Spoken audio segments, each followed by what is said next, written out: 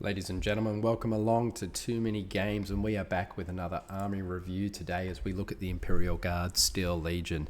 This will kind of complete or almost complete our army reviews on kind of those core factions that were part of that initial release. It's not all of them, but it's kind of the the holy four that we've done so far for the standards. We're going to go through the rest of the army lists as we do, the ones that are supported, the ones that people want to actually see reviewed. So stay tuned for that. If you're interested in Epic Armageddon, might I suggest you subscribe or like the video and hopefully see more going forward. So let's get stuck into the actual army review today. So we start with an overview here. We've got the strategy rating of 2 for the Imperial Guard, which is fairly poor. Even the Orcs were at a 3. This is going to mean in the game that you're generally going second on a turn. Also, you'll probably be choosing your deployment zone second. So just expect to go second. Don't expect to have that first kind of mover advantage for the most part. The initiative rating's a little bit better. It's a 2+ for most of your formations. Titan Legions will be a 1+, which is great, and as they should be. This is a pretty good activation roll, I think. Even goes to a 3+ if you've got blast markers. So again, you'll pass most of that, and a lot of your rallies will be easier than some other forces. It's not, Space Marine kind of reliability, and it doesn't have the special rules of the Orcs, but it's pretty good overall. The special rules for the Imperial Guard. Imperial Guard formations come in 2 types, companies and support formations. The companies are your main kind of bulk of your army. They'll be your big tank companies, infantry companies, things like that. Your support formations are going to be smaller formations that are not attached to them, but support them, as it says. Every company that you purchase for the force will allow you to get 2 support formations. So you can't just spam a whole lot of support formations. You need to have the companies, which are generally more expensive in your force, to free up the options there to get past that restriction. So something to consider when building your force. Each company can take 3 different upgrades. They cannot be the same, so you can't double up on anything. And the support formations can't take the upgrades themselves. So your smaller support formations don't get the benefit of the upgrades, just your big ones. And the upgrades come in a lot of different forms, but generally can add extra units to the formation. You get Commissars in the army as well. This is the only character upgrade you have, and you'll receive 1 Commissar for every 500 points or part thereof, so it's free. And you get to add these to different formations before the start of the battle. The first one that you attach to a formation must be attached with the Supreme Commander, but after that you're free to attach them to any other formation, provided they're not Imperial allies. And this is a great little buff, as we'll see, and we'll get in and do the review on the Commissar, as it just helps your whole force out, and they're free, and you end up getting quite a few character upgrades across the force.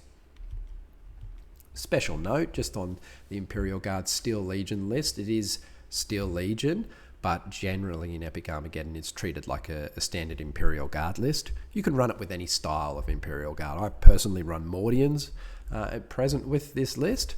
You can run Steel Legion, but there's nothing in there that makes it Steel Legion as opposed to making it Acadian Force or a Mordian Force or another one that you've just made up. The Imperial Allies, this is your Navy, your Titans, things like that. We're going to cover them in a separate review. We're just going to do the actual Imperial Guard forces in this one, mainly because you can take those Navy formations and Titans in other forces as well. So look out for a future video to cover that. As always with these reviews, subjectivity warning. I do play the Imperial Guard. I've played them a decent amount. I've played against them a number of times too. They are great fun. Anything I say here is just me kind of spitballing and giving you my gut feel on my own experiences.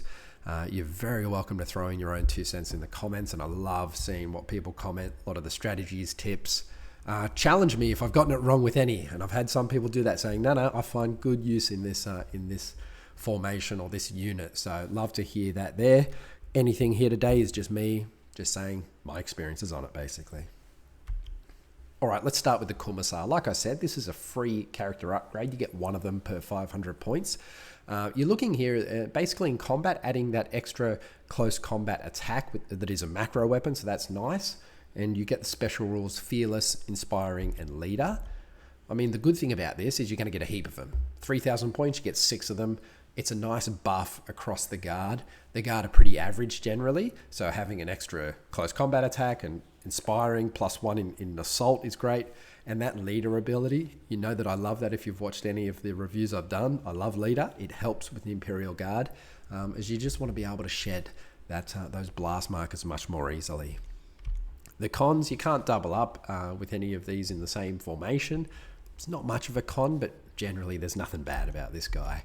You're looking at a generalist leader role. Just just smatter them across the force where you feel you might need them. Generally, anything that might get into assault probably warrants consideration for a commissar, or if you really need perhaps that leader on something that you maybe on a super heavy tank formation just to help shake some of those blast markers. So the big tick from me. I don't think you'll go wrong and you'll enjoy. Just make sure you don't forget to put them in your force, because you do it at the start of the game and sometimes you forget. The Supreme Commander, so not a character upgrade, but an actual infantry unit. You're looking pretty standard stats here, 15 centimeter move, 5+ armor, 4+ close combat, which is pretty good for guard, 4+. And you do get a power weapon, so you get that extra macro weapon attack, so the 4+ is pretty good. You have some ranged output as well, an auto cannon, which is a pretty standard gun for the Imperial Guard, AP5, AT6, nothing to write home about, but decent range. You're looking here, the main thing with this is the Supreme Commander special rule, which is just, it's good in every army, let's be honest. The actual cost, and you'll see this through the review today, an estimation of the cost in some of these, because the Supreme Commander is not a separate add-on, it's part of an actual company that you can purchase. You can purchase one of them in the army, and I've estimated about 75 points is what you pay for the Supreme Commander, which is a really solid buy for the force. And I think you're potentially crazy not to run the Supreme Commander, but unless maybe you're running a particular flavor list. The pros, you got the extra melee punch, that's a bonus, but really you're looking at that Supreme Commander special rule, so the reroll that allows you to help with your activations and rallies. It's great. There's limited placement, that's the only negative. You have to put it in a particular company that you buy, so you can't just chuck him into a tank formation or somewhere that you might want to. Really, the role, like most Supreme Commanders, is an action reroll generator. That's what you're buying. You're not buying him for a melee buff or something like that. But just got to consider your first Commissar will go with the Supreme Commander, which means you're going to be getting a couple of extra close combat macro weapon attacks. You are an Imperial Guard, so, don't go too crazy, but it's still a nice little bonus to have. So big tick there, and I would include it in pretty much every list. The Commander, so the Commander comes as a standard infantry unit for your infantry companies and your mechanized infantry. A little bit worse stats than the actual Supreme Commander. No macro weapon attack either, so you're just looking at a real basic kind of unit here. You've got the autocannon, great. Got the Commander special rule. The pros on this guy, that Commander rule is a slight buff for assault. It lets you take other formations with you into an assault. That can be handy, but also I don't find myself using it a lot necessarily. There's limited helpfulness for Imperial Guard, I think. Kind of pales in comparison to what your Commissar provides, I think, personally. But there is a place, and let's be honest, it comes standard, so you're taking it, right? I say it's an assault sergeant. That's what they do. They just give you that little buff in assault to go in. So big tick, but again, it's not someone you choose. They're going to be coming standard when you're taking infantry and mechanized infantry. Okay, let's have a look at the infantry itself. We're starting to see, I suppose, a real mediocre kind of stat line come out here for your infantry. No armor on them, so that's a bit disconcerting. Close combat, don't even bother really. 6+ is just nothing to write home about. Yeah, if you go into firefight, that's decent. 5+, that's where you want to kind of perform your assaults from. You want to get just into that assault range where you can't get in base contact and you can just kind of blast away. You got the autocannon, and you've got your las guns there as your small arms. Your autocannon, one thing to note on the autocannon is that you don't have one in every infantry base. You have one for every 2 infantry bases, hence why they show the las guns there as well. showing that you can always kind of be engaged in that assault. So if you're looking at 6 bases, you're only going to get 3 autocannon shots. So it's not a great firepower. They are cheap generally. We're having a look at 16 to 19 points approximately, depending how you buy them. And they're available in the infantry companies and some upgrades as well. There's some range there. Firefight's decent if you got numbers. Again, nothing crazy. The armor save's problematic, and you will be underwhelmed by their firepower. You'll have a massive bases going in and very few shots coming out, and even less people dying from it. So just be warned, they're a grunt. That's the role. They're great in your army. They're not going to break the enemy generally by themselves, but I find there's always room for the guard in an Imperial Guard list, isn't there? You've got to have the infantry there somewhere. If you don't want it, then maybe consider a tank company list. All right, support squad. So you're looking a little bit different from your actual infantry here. Similar stats, except your firefight goes up to a 4+ with these guys. So that's pretty good. And every base has 2 autocannons. So we've gone from 1 for every 2 bases to 2 on a single base. Now that's pretty good on the firepower output. You're looking at a 25 point cost for them as opposed to the cheaper infantry, but you're getting substantially more firepower. So the pros there, lots of firepower for cheap. They can really buff up the infantry squads because these are kind of an upgrade that goes with them. And they're great in a firefight. So they're nice to tack onto some infantry squads or other squads or other formations as you see fit. You still don't have that armor. You're limited in how many that you actually get. So per upgrade, so you can buy the upgrade once, you'll get 4 of these. So you pay 100 points, you get 4 bases attached to your company. There's no standard company for them or support formation. That would be cool, but unfortunately, they come as that upgrade.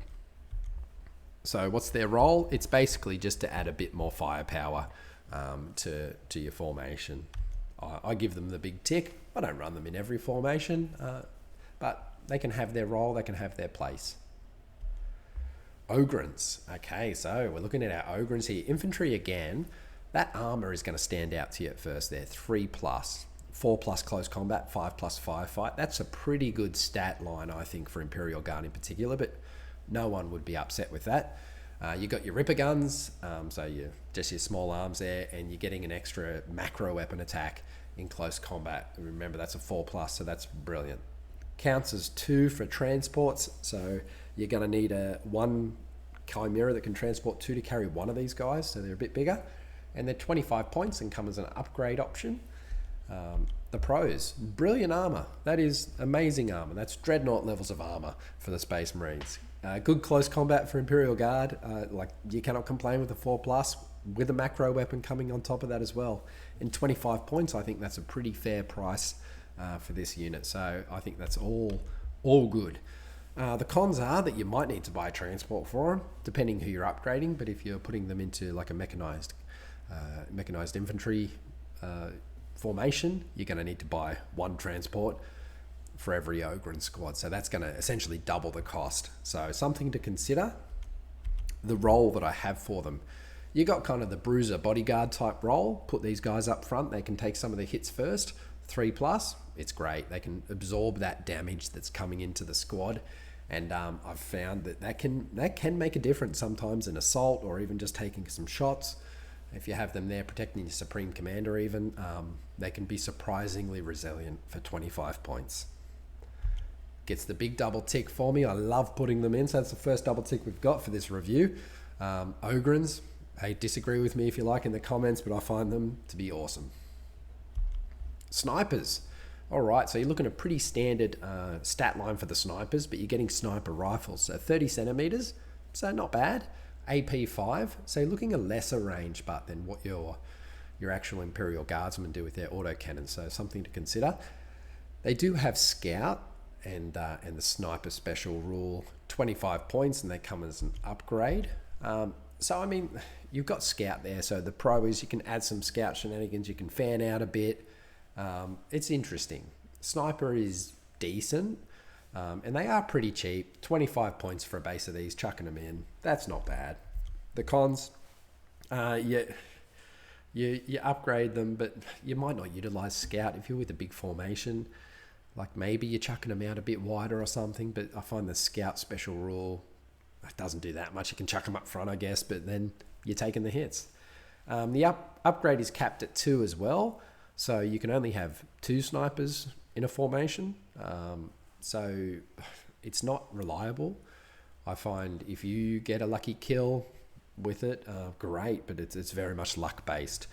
It's not a strategy that I would, or a tactic that I would bet my house on. I've got them down. I think if you're going to throw them in, look to snipe something worthwhile sniping. I've got the Supreme Commander Hunter. If you've got a couple of sniper rifles just, capping off at your opponent's Supreme Commander, that could be a cause for some alarm for your opponent there. I'm going to say the jury's out on this for me. I've used them, don't usually use them, but they're not bad. Rough Riders. Okay, so infantry, 20 centimeters. Finally, we've got some armor, which is good. Close combat of 4 is good. Firefight's pretty atrocious. So you're looking here a more melee-focused formation. You're looking at the power lances in the weapons is probably the interesting part. You do get that extra attack macro weapon on a 4+, so that is pretty good. Infiltrator, that's where you can double your charge move, which is solid. Mounted, so it affects where you can go. And scout move is scout rule as well. 25 points per base. So these are good screeners. They're good disruptors. Scout is always great. It allows you just to fan out, to have a larger zone of control. Close combat's great. I think they're a necessary cheap formation compared to other formations. So Infiltrator is going to increase their threat range, but they just give you a lot there, I think. They can screen out enemies with that 10 centimeter zone of control. They can just disrupt the enemy by getting through into the back lines. Got scouts, they're just a threat to kind of fan out, really. And if they want to charge something, they can. And that's not bad. The cons. They are slow for a scout. You'll see other armies taking their scouts, moving 30, 35 centimeters. You're moving 20. Okay, sure. You have Infiltrator there, so you can do a bit with that if you're charging, but if you're not, you don't have much. And you crumble pretty quickly if you are targeted. So if someone throws a few shots into them, expect that your Rough Riders might be hurting and might not be effective very much for the game. So they're scouts, disruptors. They could always be that threat, just that disruption of the enemy lines going, oh, well, we can't let them through, or they'll attack the artillery and be all right there. So they also are a decent screening unit. Like I said, fan out with them. Protect your bigger units. Make it that they have to deal with the Rough Riders before they can get through to some of your more vulnerable formations, or just some of your formations that want to shoot. Chuck a formation of these, and all of a sudden they can't get through to your artillery as easily. So all good considerations. Double tick from me for the Rough Riders. Who would have thought? We're doing Imperial Guard, Rough Riders. I love them. Love to hear your thoughts on these guys. Do you get as much out of them as I do? Because I think they're pretty good. Stormtroopers. Okay, I've incorrectly said armor vehicle there. My apologies. They're not an armored vehicle. They're infantry. So I don't know what I was doing with that. But yeah, my apologies for that, because that is not what I intended to write on there. And what do you know? Look at that. The power of editing. It has changed to the correct one there. Infantry, obviously. Stormtroopers, 15 centimeter move. 5+ armor, 5+ close combat, 4+ firefight. All pretty decent stat line across there. Plasma gun, so you're looking at a ranged attack, very short range, but AP5, AT5, pretty decent, I think, and kind of reminiscent of those Orc bikes that had that same kind of output, and I like them. Scouts, always a great rule to have, and you're looking 25 points per base, but you are looking a substantial cost, we'll see in a minute. So what do I think are good about these guys? Well, the stats, as I said, are good across the board. In at close range, you're going to be able to really put out a bit of firepower, and you've got that scouting rule, which just lets you fan out, lets you do screening, stuff like that is all very good. The cons, but they are expensive. So you're looking at 8 of these in a formation, so 200 points for the formation. That's pricey. You can get a lot for that. They're an expensive assault formation because you get that sense where they're supposed to be out there in the fight. Look at the close combat firefight, everything, the guns. They're supposed to be up there. And on foot, they're a bit slow, meaning that you'll probably invest in some transports for them. Again, just adding to the cost. So I really like Stormtroopers, but some issues there. The firepower as well can be mediocre. If you're using that double action to move a bit faster, which you might want to, then it's very mediocre firepower. So they're a little bit deceptive in how to use them, I think, because you can't use them as a cheap unit, but as an assault formation, then, are they going to get their points back? Maybe. I've put the roll down as a fast assault formation in transports. I think outside of transports, don't take them, but we'll have a look at, you can put them in chimeras, but again, that's 25 points. Well, actually, I'm not sure if it's quite that much, but it's an additional cost for the formation. I think it's 100 points, for the formation. Or you can go the Valkyries, which is a cool way to do it, which we'll have a look at. But again, increasing the cost. So the jury's out on these guys. I do run Stormtroopers, but I just like them. I don't necessarily get as much out of them as I would want. So the jury's out. Have a go, make up your mind. Let me know how you use them in the comments, because I'll be very interested to hear. But we'll look at the Valkyrie option soon for them. Okay, Sentinels. A light vehicle, 20 centimeter move, armor 6, close combat 6, firefight 5, so pretty average there. You've got your multi-laser shooting out, mediocre range, okay firepower, scout, walker, 25 points. So nothing there that's really brilliant. You got a decent range option. You got some firepower coming out from them as scouts, so it's okay. Again, is it a huge pro? Probably not. They are a cheap formation. That's the good thing about these. This is probably your cheapest scout, and they're cheaper than the Rough Riders. So Rough Riders, you need 150 points. These guys, you can run 4 for 100 points. So you're looking at a cheaper option than Rough Riders. But the cons, the firepower is pretty unreliable.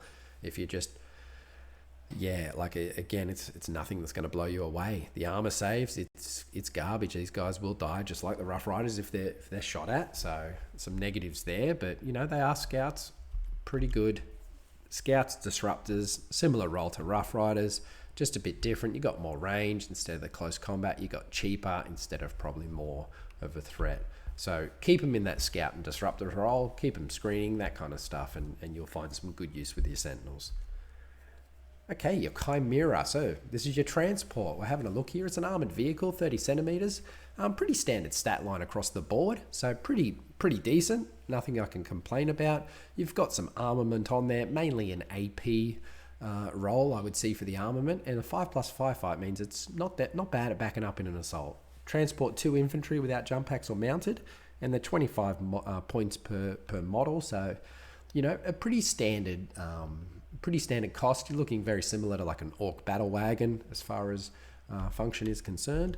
The pros are they're moving pretty quick, 30 centimeters, so it's a great way to move your guys up the board quick. The transport capacity is nice, and you got some nice AP firepower, like I said. What are the negatives? You're looking at an additional cost for your support formations. It might sound a bit silly, but every Ogryn you buy, you got to buy one of these, as I've already said.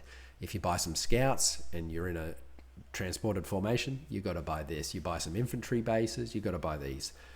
So it does add just an additional cost when you're trying to actually add some support formations in. So just factor that in, that you buy that support formation for 100 points, you're going to need 50 points of transports too. So keep that there. There's no AT output really from them. Again, it's not a huge con. I don't have much bad to say about the Chimera. They're a troop transport. They get the tick. They'll get the job done. They're not a standout kind of unit compared to other forces, but they're pretty good. The Hellhound. So again, on that Chimera base, so very similar stats there. 30 centimeter move, 4+ armor. That's pretty good. Surprisingly good. Close combat as you'd expect. 3+ firefight. That's brilliant. But I'll get onto that. Your Inferno Cannon and your Heavy Bolter. Heavy Bolter is standard for a lot of tanks you'll see, but your Inferno Cannon, 30 centimeter range, decent. AP3, ignore cover. That's what IC stands for. And the grand cost of 25 points for this guy. I think this guy is pretty good. Excellent armor, 4+. Cannot complain about that. The firefight and the AP attack that comes out of this guy is great. 3+ firefight, excellent. AP 3 ignoring cover if you're just shooting, great too. It's a cheap upgrade for your formations, and you get the flexibility if you can have 1 to 3 in the formation, so you can buy what you need. If you just have a spare 25 points, chuck 1 in. It's a great idea.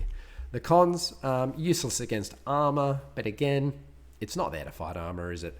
And if you're in a firefight, oh well, 3+, hits anything. So it's only useless against armor if it's shooting. What's the role? You've got a real close quarters, any infantry platform. I say close quarters because shooting or firefight, up to you. We're going the big double tick again. So the Hellhound, I think, is great. And I think it comes down to just some pretty decent stats and guns for 25 points. That's what it comes down to. They're not going to break the enemy army, and you can't get them in a formation by themselves. So they're that upgrade option, but it's pretty good. So chuck some in and see how you go. The Basilisk. So we're moving into some artillery here, and this is the first of our guard artillery. And as you might expect, the guard like their artillery. So armor value, 20 centimeter move, armor, close combat firefight. Again, nothing that's going to change your world, and nothing that you wouldn't expect there. What you're looking at is that Earth Shaker cannon. That's what we're looking at. 120 centimeter range. That's impressive. If you indirect fire with the second option, you're looking at essentially covering the board. 1 barrage point per unit. You can either do as indirect fire, or you can just shoot it directly. If you have line of sight, you can do AP 4 shots, AT 4 shots. So if someone's in line of sight and you want to do sustained fire on them, AT 3 might be better than the anti-tank of your actual blast markers. So always consider it, and you can move and shoot with them. So there's a bit of flexibility there. The cost depends how you buy them, between 61 to 75 points, because you could buy a big company of them, or you can buy a small support formation of them. What are the pros? You've got great range, great firepower, it's indirect fire, and you can have large formations if you want. And when I say large formations, we're looking at 9 of them together, so it's large, it's big. There's some serious barrage points. The cons, expensive. That large formation just costs the world. They are vulnerable, and I've said they can be a nice target for aircraft. Again, this is just a little tactic I use and have had used on me. If someone's got 9 company basically of basilisks or any artillery sitting there, it can be worthwhile sending your bombers in turn 1. Just to have a shot. Take a bit of flak fire in the meantime, but if you get your bombers through, you might kill a couple, put some blast markers on. All of a sudden, their big, scary artillery unit is kind of useless. So just remember that. We have seen that played out many times with cheap kind of orc fighters, things like that can just threaten to do a bit of damage to them. So just watch out. They are vulnerable, and it's not just that they're vulnerable to dying, they're vulnerable to blast markers. Shoot at them, kill a few, all of a sudden, you're not doing anything with the rest. It's a saturation artillery role. Just point and shoot. If you got the big company, then just blow the heck out of whatever you can. Use those extra blast markers and templates, and just have fun with it. They get the tick from me because there are options in your artillery, so they're not getting a double tick, but they will get the single there. But just watch out for the cost for what you get back from them. Maybe just consider, do I need a big company of them, or is that a bit of overkill? The Bombard. Okay, so more artillery here. Again, you're looking at those similar stats, nothing to write home about. We come into the Siege Mortar, a surprisingly good weapon, 45 centimeters, so very short range, but if you're indirecting it, goes to 90. That's not bad. That's there are other artilleries in this game that are similar, such as your whirlwinds and stuff off the top of my head. So you're not completely gimping yourself if you take them, but they are shorter range than your other options inside the Imperial Guard. What do you get for that? 2 barrage points instead of 1 compared to a Basilisk. That's pretty impressive. Ignore cover, that's great, and you've got your indirect fire. Heavy bolter is standard, but again, who cares? All right, cost, 83 points. So we're looking at a higher cost here for these guys. So they are expensive to take. And you can only get them in that support formation too. You can't get a big lot of 9. What do I like about them? They've got impressive firepower combined with ignore cover and indirect. It's really good. They can't be ignored. If you're pushing them up a bit and you're using them, because remember, you don't need to do the indirect fire. You could move these guys up. You could double move up really and have a shot. It's not going to be terribly effective, but again, 2 barrage points coming out every turn from each unit is going to scare your opponent a bit after they've seen it shoot once at them. Get them in a good spot, I would say, and just then indirect fire. Cons, they are expensive per unit. They are fragile. Small formations, as I've all said, they suffer the same kind of fear of just getting attacked as any artillery formation, particularly in the small formation. Short range comparatively is a negative, but can be overcome. I say they're a medium range kind of impact artillery. So you're looking at medium range, not short range, because you're going out to 90 centimeters. So medium range, and they do have a big impact. 2 barrage points per unit. Like if somehow you reduce down to a single guy that can still shoot, oh well, it's not bad. So they get the tick from me. Just gives you another option to basilisks. Manticores. So again, another artillery unit here. Again, stats all pretty standard. You're looking at the rocket launcher this time. What do we get? Well, we get an unbelievable range of 150 centimeters. That's longer than the basilisk range. 2 barrage points. Excellent. Disrupt. Disrupt is good. That is where if you just cause hits, even if you don't kill the units you hit, you will still cause blast markers for them. So very good. Indirect. Great. That's 300 centimeters. You can't hide from these guys. They are slow. Yeah. Let's talk about that in a minute. Cost of these guys, 61 to 83, depends how you take them. Take them in a small formation as a support, 83.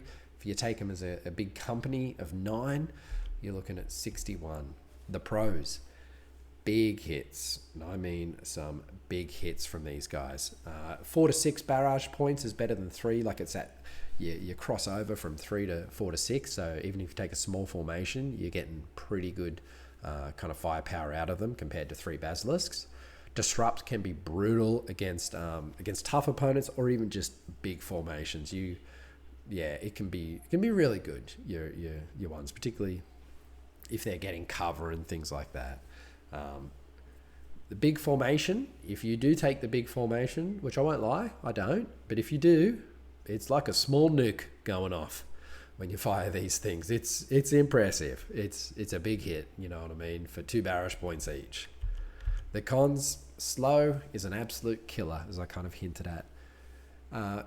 Slow means you're shooting these guys twice a game. You're probably shooting on the first turn and probably shooting on the third turn. It means you got to decide what you do for the rest of the turns. Generally, that's when you move. Maybe double move, march, something like that. Who cares? And then last turn, maybe you grab an objective. So you've still got something to do with them, but I think slow is a real downside for them and might be the reason you don't take them. Decent firepower, but not like 2 barrage points does not mean they're doubly good as other artillery. Are your basilisks, 3 of them, gonna firing every turn be better? Potentially, you'll have to make that decision. They're an extreme range artillery. That 150 centimeters is crazy. So I'm going to say the jury's out. And this is another one where I'll say the jury's out, but I do use manticores. I use them in small support formations. I don't use the big one. I think that's overkill. I might have just one small support formation as an alternative to basilisks. However, I take them because I like them. I don't take them because they're obviously a good choice. So buyer beware on these guys. The Griffin. So we're looking at the other end of the spectrum here. So an armoured vehicle, all of a sudden we're up to 30 centimetres move for this artillery piece. So it's quite quick, which is good because it actually comes as an upgrade for a lot of your companies that are going to be moving at 30 centimetres maybe, such as your chimeras in your infantry companies. Standard stats across the board, 6+ armour. That's a bit worrying, but we'll see the benefits of this. The heavy mortar. So this is your artillery gun. It's a really short range, 30 centimetres. 1 barrage point, indirect fire. Very bizarre. It's a bizarre artillery piece, but 1 barrage point is pretty good. even if you got one of them. You're looking at 17 points.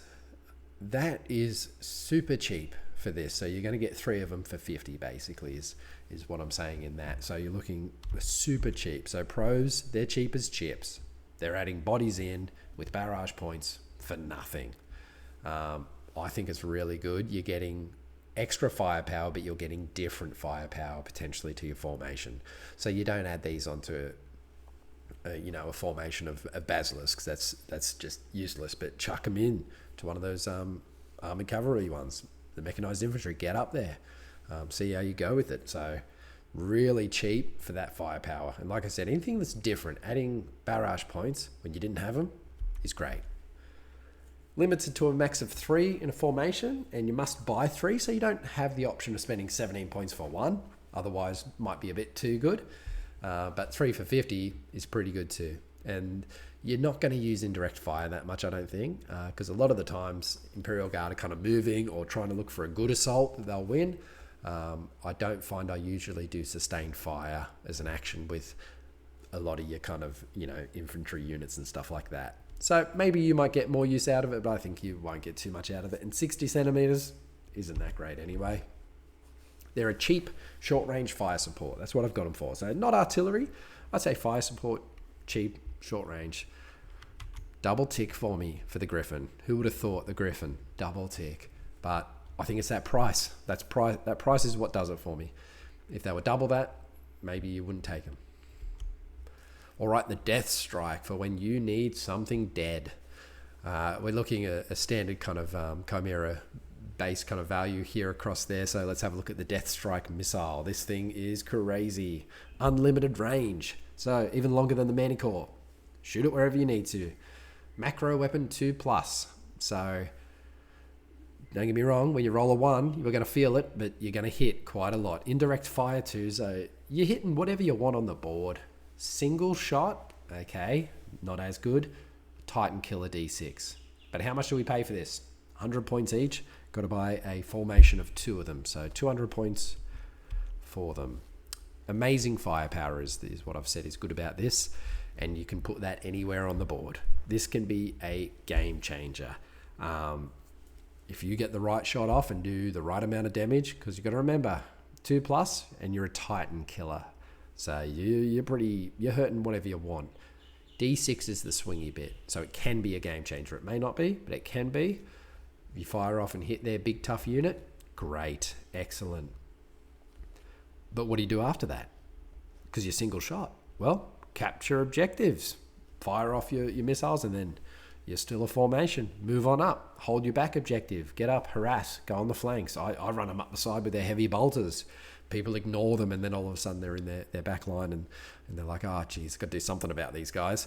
You got to do something with them, right, after they fired their shot. The cons are, this is a lot for 2 shots in the formation, basically. And when you do miss, and you will miss, you will always miss, probably once a game, you will be annoyed at it because you've paid 200 points then for 1 shot. And if you roll poorly on that damage, you're like 200 points for 2 or 3 points of damage, what's the point?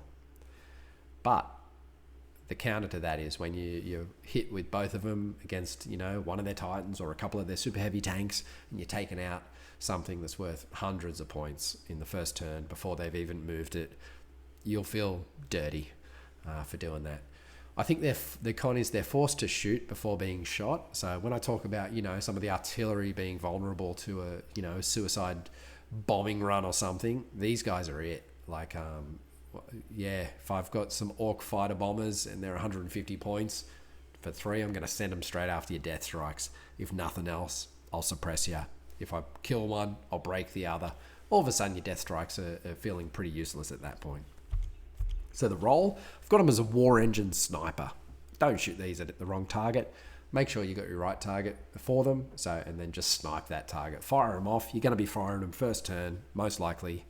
It's something good.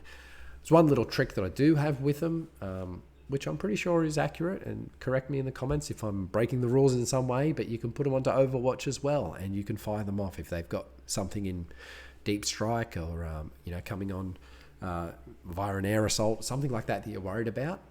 Chuck them onto Overwatch and then you can fire off when they turn up. So I've done that before, and it catches people out. So they get the tick from me, but there is still some hesitation. Consider the role for your army. The Hydra. Okay, so we're looking here again. Chimera type stats going across the board. This is your anti-air platform. We're looking at 2 twin Hydra autocannons. So the twin Hydra is better than an autocannon, AP4, AT5, so pretty decent. AA5 plus, and you've got a heavy bolter on there too, all for 50 points as an upgrade. What are the pros? Medium range AA, basically 45 centimeters. It's not phenomenal, but it's decent. Medium AA firepower, so 5 plus. That's decent. So you're kind of medium and all that stuff. Decent AP and AT. That's not bad actually. AP4, AT5. That's pretty good. Better than an autocannon. And you can spread these out through your army. They're an upgrade. 50 points. Chuck one here. Chuck one there. You get a nice little umbrella of AA kind of coverage with them. The cons. The AA looks better than it is. I think. I find the AA to be actually mediocre and requires multiples, I think, for results. You can buy a formation of 3 Hydras just to set for that reason. You set that up. But even then, you shoot at something, you might get 6 shots. You're hitting with 2. Okay, they might save 1. Maybe you're down a plane. Maybe you don't. So it is what it is, but I find sometimes you think it's going to be better than what it really is. They are fragile too.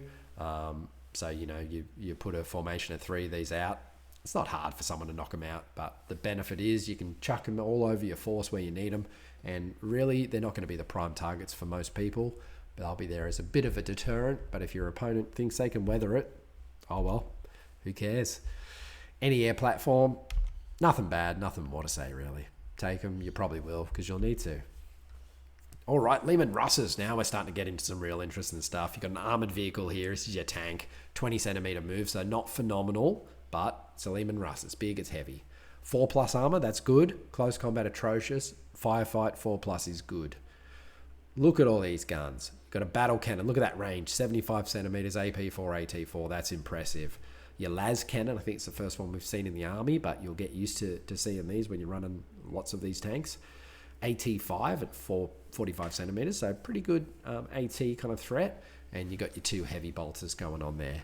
Reinforced armor is your special rule, making that 4 plus re-rollable, so that's great. You got the options running these in companies or as in little upgrade formations. So 58 to 65 points, somewhere in that range. So, again, not a bad price. The pros, tough and hard to destroy. Lots of firepower with decent range in them. So they're going to be hard to move, or hard for most things to move them, to get rid of them. And they can punch out a decent amount of firepower back at things. They've got good options for AP and AT for each unit. So that is all pros, all good stuff. The problem is they are expensive in comparison to other things. I think they're a decent price, but you're paying for what you get still. So they are expensive when you start losing them. They're slow, so 20 centimeters. It's rough, and particularly if you have to then double move them, all your firepower just reduces in effectiveness. So that's a real con. And I think you need to target a lot of things like this, and we'll see this on, particularly on one of the super heavies. You need to target that mixed unit to utilize the full firepower.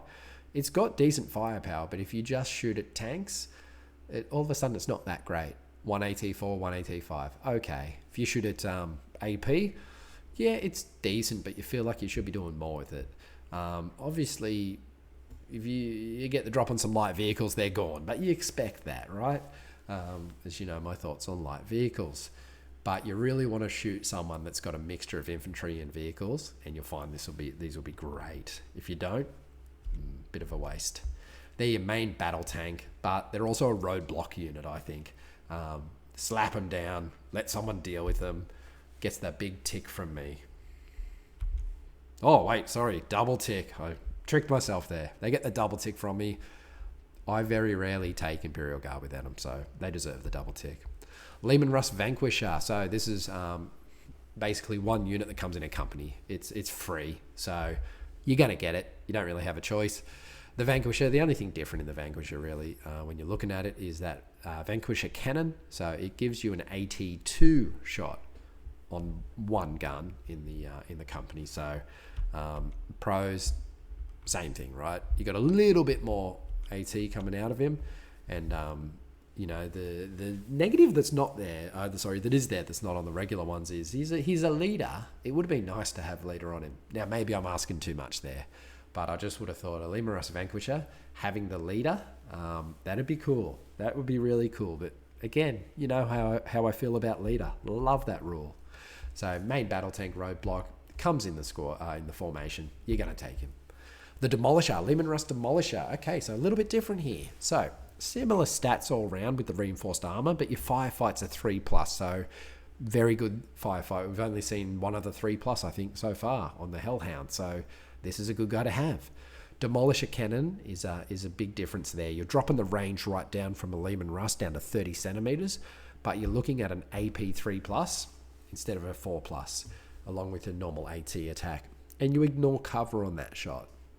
So that's pretty cool. Just kind of, fire at that infantry, flush them out, even a tank in cover, like you're ignoring that. So it is quite cool. Your plasma cannons, again, they're better than a heavy bolter. So you're looking at your AP5, AT5. So you've got a surprisingly good amount of AT coming out, which you would have thought it's an AP, I would have thought, with that Demolisher cannon. But I think it's actually pretty good on the AT. So, but, that's just me. 58 points for it. You're looking at an upgrade, a little upgrade formation. So they're tough, just like the Lehman Russ, same thing. Lots of close range firepower. So you're looking at something that's playing right up close, where your normal Lehman Russes can sit back a bit further. This guy's got to be up in the thick of it. Good AP and AT choices, and great in firefight. So all good there, I think, coming out. It's only the range that's not there. Similar to the Russ. Yeah, okay. So, it doesn't necessarily differentiate itself hugely. Maybe that's a con, I don't know. Limited numbers available. You can't just take a big lot of these necessarily. So what do you got? Close quarters, bunker, or a hitter. So you're really looking this guy being up close quarters, and either just, if he's with an armored infantry unit, he can just be up the front and just take some hits, or he can just dish out some of that damage. So they're real close quarters kind of bunkers, I think. So really cool unit. I'll give them the tick, but they don't get the double tick. All right, we're having a look at the Baneblade now. So moving into a super heavy tank here. So this is starting to get real cool. Okay, 15 centimeter move, so pretty slow, even slower than your Russes. 4+ armor, 6+5 close combat, 4+ firefight. Again, like good, that is reinforced armor, so 4+. That's what you expect. Damage capacity 3, so you're going to take 3 hits before you die, and it means also in assaults, you're going to get 3 firefights or close combat. So that 4+ firefight is actually really good. Look at the guns on this thing. Look at that. This will slow down your game. If you use one of these, you go, okay, I've got to shoot him. What have I got? Battle cannon coming out at 75, auto cannon at 45, a demolisher at 30. A lot of stuff there. Fixed front on the demolisher, so you can't get the side shots or anything. A couple of las cannons and 3 twin heavy bolters. So the twin heavy bolter AP4, so a bit better than your heavy bolter. So pretty cool weapon. 166 to 200 points, depends how you take them. Take them in a company, 166. Yep, it is what it is. 200 points, starting to get a bit pricier there. They're tough, so they're tough. That re-rollable save and the 3 damage capacity, yeah, it means you got to take a bit of fire before you get rid of them. They got lots of guns. Look at all those guns. So many guns. Decent price on them too. I think 166 for it. That's pretty decent. And decent in firefighters, I've said. So if you're getting assaulted, even if you've got a little company of them, they can still hold their own, provided they don't get locked into close combat. What are the cons? There's a split of AT and AP, just like the Lehman Russ. So it's the exact same thing here. Maybe even exacerbated more because there's such a huge amount of weapons on this thing. You really want to shoot at a mixed target. That's your best option. If you're just shooting at AP or AT, you just feel like you're missing out on a little bit because you're always going to miss out on your las cannons or your twin heavy bolters. And they're both decent weapons. Again, not the worst thing in the world, but ideally there's that perfect target that you have. You got to be up close, I think, for maximum effect. You may not feel it, like, because your Lehman Russes can sit back, your Baneblades can't. If they sit back with the Lehman Russes, you might as well just take more Lehman Russes. You got to get up there so that Demolisher and those heavy bolters are in range. So get in close, don't sit back. I've got this as an assault tank because I think it does have to. It has to go in as an assault tank. You can chuck on some upgrades to get some Lehman Russ Demolishers with you, or some more Lehman Russes, something like that. You've got options there to upgrade. So consider those for the formation, just to help it in the assault. But then, consider the points that you're putting into it too. It can be a real bully. If it's hard to destroy, if your opponent doesn't have an answer for it, you can just get in there and just bully something. Just go, yep, I want to pick on you. Let's do this. So it's got the tick from me. They are fun to use, but if you use them poorly, you'll be questioning why they didn't do so good. The Shadow Sword. So again, similar type stats here. Bit of formatting issue there. Close combat is 6, firefighter 5. So a little bit worse there. Reinforced armor, damage capacity 3. So very much the Baneblade chassis. What are you looking on this? You're stripping out all those guns, and you're basically bolting on your 2 heavy bolters again. Nothing special, but your volcano cannon. That's what this thing is all about. The volcano cannon. Same cost as a Baneblade. So that volcano cannon, 90 centimeter range, macro weapon 2, fixed at the front, Titan Killer D3. It's tough, just like a Baneblade, and it's got an amazing gun. And I say amazing gun, you might look at it and go, that's pretty good, but if you're taking 3 of these, you've got 3 of them, and that makes it amazing. It kills big things, and it makes people worry. You slap 3 of these down on the board, and all of a sudden people get real nervous. They want to know, what's this thing going to snipe? Are you going to shoot my Titan? Are you going to... And, a lot of the time, you may not even do as much as you think. But it has that fear factor that goes, I think, with a Shadow Sword, just because of that volcano cannon. The cons, your heavy bolters. Listen, if I didn't even have them, I probably wouldn't even know, because I'm not shooting infantry generally with this. I'm probably not even shooting a mixed target. And honestly, if there are no good targets, it's kind of a waste of points. Rather take a Baneblade. So if you've taken 3 Shadow Swords and they turn up and, okay, I suppose maybe they've got some Land Raiders or something. But, if you're shooting it just trash, then what's the point? Or if you can't get the line of sight on something because you're not fast. And if you want to double move and shoot, you're down to a macro weapon 3, so it's a bit worse. And you might be putting yourself in a vulnerable position. You really occupy that role of a war engine hunter, but it's a hunter from long range. I didn't want to say sniper because that's what the Death Strike missiles are. The Shadow Sword is a war engine hunter. You got 3 of them every turn. You can pump out 3 shots.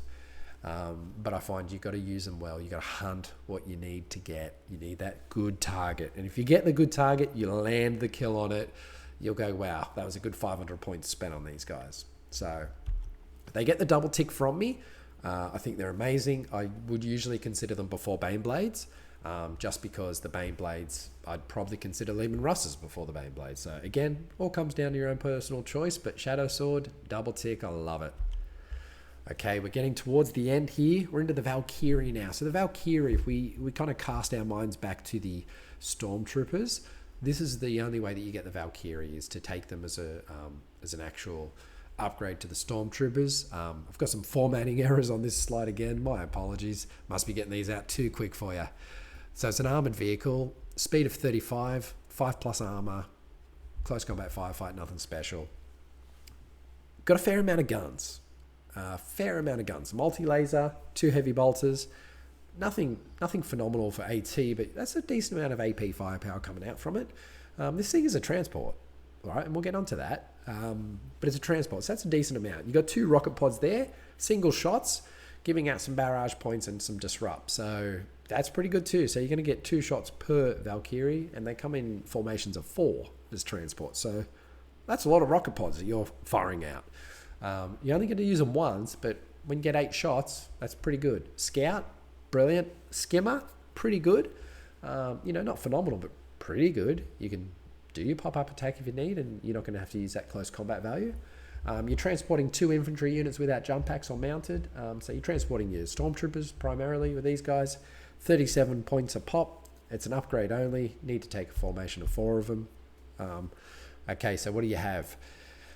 You got something that's fast. 35 centimeters. That's great. For this army in particular, like your Chimeras are good at 30, but 35 is lovely with Skimmer.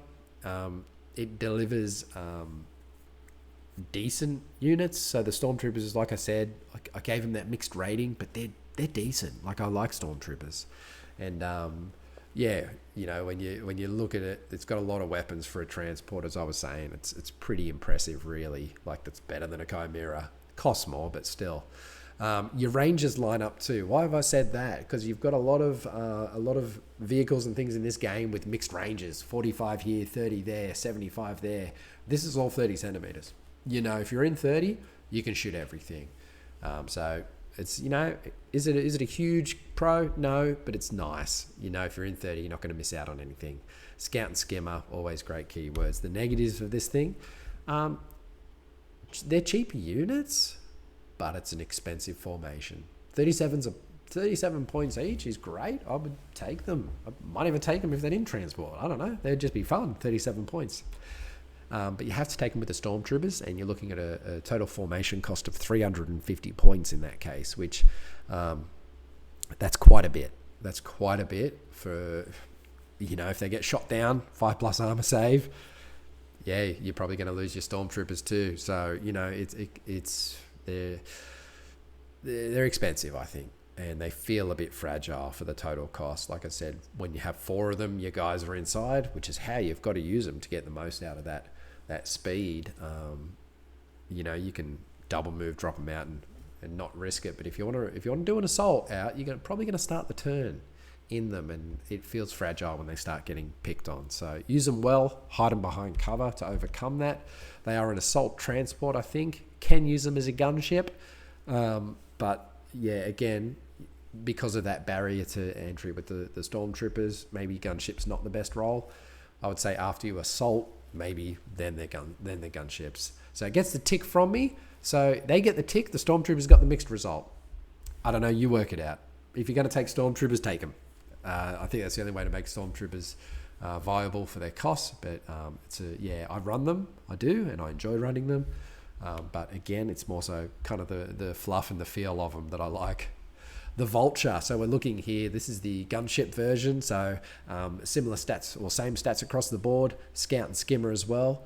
The loadout's a little different. So not bad, but not great as you'll see. A heavy bolter and a twin autocannon. So 2 guns. Cool. AP5, AP4. It's mainly anti-personnel. You can do an AT5, I guess, but it's only 1 shot. You know, and you're looking at 2 Hellstrike missiles, 120 centimeter range, so brilliant range. AT2, that's pretty good, and single shot, okay, 2 each. You got 4 in a formation, that's 8. Not bad, right? 8 AT2 shots, you can't whinge about that. 75 points, okay. Decent weapons, decent. Like you look at that, there's nothing bad about that. Fast, Scout and Skimmer, all good things, right? These are nice little gunships that can move at speed. The cons are, listen, the Hellstrike. I said it needs to be a macro weapon. A 2+ macro weapon might be a bit too much at that range. Don't get me wrong. AT2+ probably sounds better than what it actually is. Now I know you're probably going to say, "Wait, 2+ on AT? Like you're wrong. You're just absolutely wrong." Yeah, it's tricky, I find, because when you're looking at these, and I'll go through it, right? So I think they're overcosted. I think they're fragile. They're like Valkyries. They get shot, they're dead. And their firepower after firing those Hellstrikes is just a bit crap, I think. You know, 2 guns on a gunship. So you're really relying, I think, on that Hellstrike shot. And you can do that from range. So sit back in safety, fire off your Hellstrikes. Once you've done that, what have you got? You got this pretty expensive platform, heavy bolter platform, essentially. Like it's not great. So, and 300 points for the formation. 300 points is a lot. Now, AT2 is good. Single shot, I can handle that. But the number of times, like you're rolling 8, if you double move and shoot, it's a 3. If you shoot into cover, it might be a 4, or it might be a 3 if you just single move. So that 2+ is a little bit deceptive, I think. And the worst bit is they get an armor save. You take your 8 shots, You shoot them into some land raiders. Okay, maybe you fire 8, you hit with 6 or 7. They're going to save half of them and then save again another half. Like you might be doing 1 or 2 kills. That's what I think it comes down to with the ATs. If you're going to shoot them into really easy to kill vehicles or light vehicles, then it's an overcosted hit, I think. So that's why I say it feels like it needs to be a macro weapon. I just think the punch itself isn't there for the cost. The role is a scout gunship. Scout is good. It is a gunship, and you are looking for that perfect shot when you can fire off all those hell strikes. But I think the targets you want to hit, you're going to find more often than not have some way of dealing with it. Whether it's a good armor save, so a 4+ will just, even if you hit with all 8, a 4+ will just mean 4 of them are nothing. But a lot of good targets for it actually have reinforced armor saves, and so it's going to mean even if you hit with 8, you're only going to get 2 through on average. That's not much, given that the formation's pretty useless after that. I'm giving it the big red X, and correct me if I'm wrong, I think this is the only thing I put in the actual review that's got the X, the Vulture. It costs too much. That's what it comes down to. 300 points for it. No, if you give it to me for 200, I'll consider it. But 300 points, I can't come at it. I've tried it, and I just find they're disappointing. And like I've said there, take 4 Valkyries with Stormtroopers, 350, and I think I like the barrage pods on the Valkyries, and you don't have to fire all these single shot weapons at once. You can split them out. You can fire 4 of your hell strikes.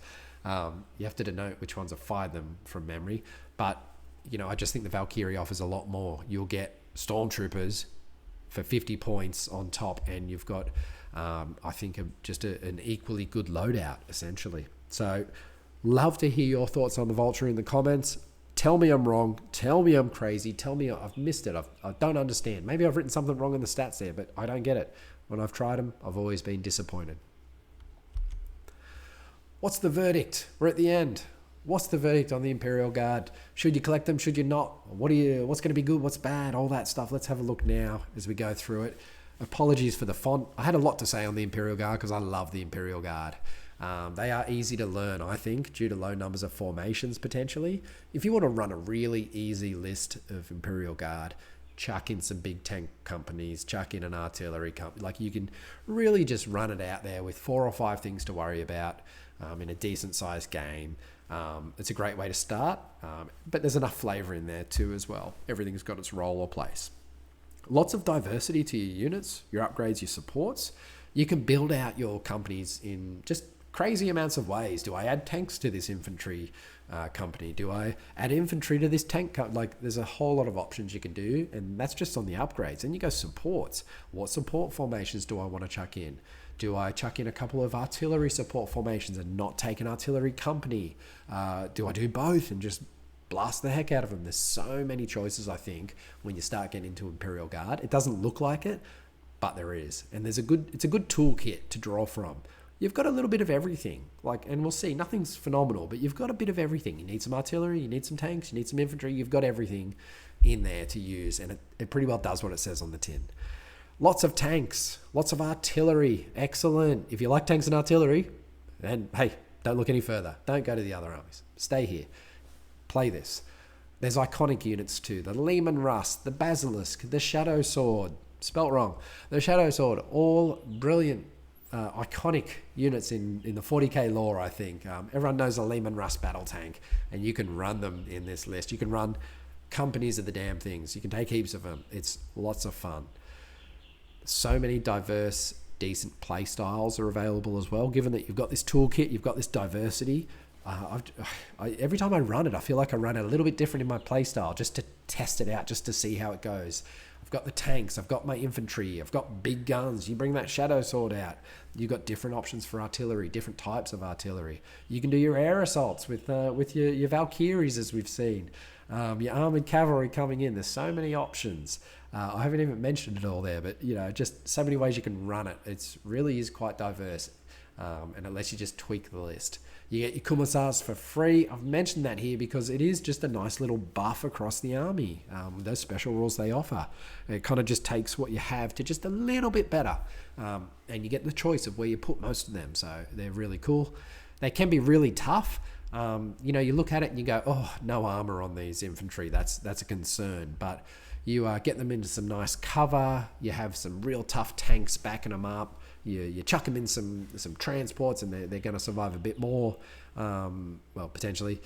They can be hard to force out. They can be real tough. So infantry has that effect sometimes in this game.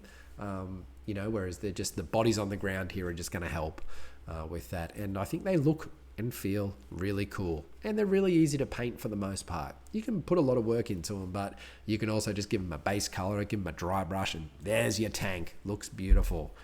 So that's all the good stuff, I think. What are the areas of difficulty? What's going to be a cause for concern for you if you're looking at them? Mass infantry kind of suffers as it did for the orcs in a lot of ways, in that you're moving a lot of models. I've made the mistake before, I think, of running it where I run a couple of armoured infantry companies and then an infantry company on top of that and just go an infantry force. And it's a real pain in the ass to move it all around. I won't lie. I'm not going to sugarcoat that. It looks cool, but boy, is it just slow. Getting it out, setting it up, moving them every turn, moving them into an assault. It's a little bit annoying. So I don't run mass infantry in them. So just be warned if you think you're going to run a horde of infantry, it comes with some negatives, okay? The formations can be pricey. I've got the dollar sign, but I mean, really I'm talking about points. Everything's kind of okay by itself in the support formations, but you need to have those companies to get the support formations unlocked. And the companies, 500, 600 points, you're looking at that before upgrades. Chuck some upgrades on. You got 2 or 3 companies worth 800 points. That's most of your 3,000 point force there. You don't have the points left for many supports.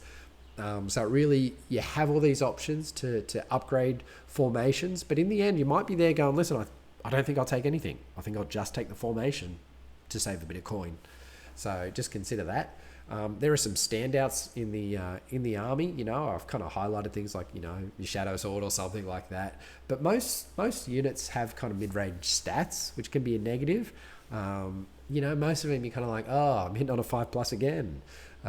These weapons, they're not brilliant, are they? Another autocannon, 1 every 2 bases, you say. They don't necessarily feel elite for the most part with the stats on you guys. And, that's why sometimes in this I've gone, wow, firefight of 3, that's amazing. Because a lot of stuff isn't. A lot of stuff's mid-range. Close combat, if you like hand-to-hand and you like just getting in there with a sword, choose a different army. This is not for you, okay? Just keep moving. This is the opposite of that. You can do very good assaults, and this is one of the keys for Epic Armageddon is learning what kind of assault you need to do and how to orchestrate that. That is not close combat for these guys. You've got your bonus commissar attacks, I guess, and some ogre and stuff around. But really, even a cavalry charge from Rough Riders into some artillery can be a risky thing. So it's not a close combat army. So don't go down that path, would be my advice. Your infantry can die by the handful to match that. You can just get hit by artillery with templates and you just be taking them off by the handful if they've caught them in the open, or you just roll bad, or even if you're rolling a save from cover, you can just be it's kind of depressing when you're just removing tons of infantry, kind of like the orcs. Some formations can be hard countered, and it can really hurt you depending who you're playing against. An example of that I've faced several times is lance weapons against your Lehman Russes. You pay top dollar for your Lehman Russes, $650 I think it is off the top of the head for the company of them. You get some cheeky Dark Eldar Dark Lancers come along, and all of a sudden you're getting picked off at range and you're not getting that save, and it hurts. You feel like there's a bit of a hard counter, or they've just got a whole lot of macro weapons or something like that. It can be annoying when you think this formation's cost a lot. Let's hope it doesn't meet the hard counter to it, And again, infantry, if someone's got fast moving close combat and they get in, they'll just carve you up, and you just feel, well, there's nothing I could do. And there may not be. Army selection limitations. So I've said there's a lot of diversity in the army, but you are limited too. if you look at the support formations and you go, wow, these are all cool, I'd love to run heaps of these, you can't. You've got to run a company for every 2 supports, so keep that in mind. Your big artillery formations are overkill, generally, I say in this. You look at it, the first time you read it, you go, whoa, that's a lot of basilisks. I'll take that, and you go, it just wasn't. Like, it did good. It hit something hard. But what did I really get from it? And, I found the more I play, the more I go, I'm not taking a big company of artillery. I'm going to take a couple of smaller ones. But, hey, everyone's different in that. And lastly, strategy rating of 2. Let's close it off with something that is just a killer. This will hurt you if you're playing against Marines all the time, even Eldar, even Orcs have an upper hand against you. But if you're playing against Marines, it feels like you shouldn't even bother rolling. When you're on strategy rating 2 against 5, it honestly feels like you shouldn't bother rolling. Every now and then you'll get it, but you cannot do any strategies or tactics. You cannot plan to go first, which means that you'll always suffer that first turn alpha if they have something, if they want to target your death strikes with some planes, or if they want to hit your artillery with their artillery, you're going to go second. So just bear that in mind. It's important for where you set things up as well. And just know that, okay, I've got a great opportunity next turn, but I have to assume I'm going second. Unless I'm playing, there are other armies strategy rating 2, so it's not all over, but out of these main kind of initial factions, it's a killer. It really is. It hurts. So final verdict, lots of guns, lots of tanks, lots of choice. That's the Imperial Guard list, but it's a hammer, not a scalpel. You are just going to basically whack things with hopefully overwhelming force and firepower, and you're not going to jump in with a couple of specialized units that carve the heart out of the enemy. You're going to try and crush them, grind them out, blast them off, that kind of thing. Just outlast them. All that stuff that the Imperial Guard should be good at. So I like the army because it feels like the Imperial Guard. Your troops die, your tanks march on. It's lots of fun in that sense. Well, that brings us to the end of another army review here on Too Many Games, as we had a look at the Imperial Guard. I hope you enjoyed that. Like I've said, I am always open to comments. I try and respond to most comments. I love the discussion, love seeing other people commenting on other people's comments. Tell me what works for you for Imperial Guard. What do you like running? What do you think is crap? Tell me what I've got wrong. And tell me what I've got right. I always love to hear it. I love to be challenged with people saying, no, go back and have a look at this formation or this unit. You might find it works in this way. And hopefully that helps other people to play with the Imperial Guard or against the Imperial Guard. Hopefully we have more videos coming out soon. I've gotten quite a few out lately. People seem to be enjoying that. Like, subscribe so you don't miss any. And thanks for joining us today. Have a great day.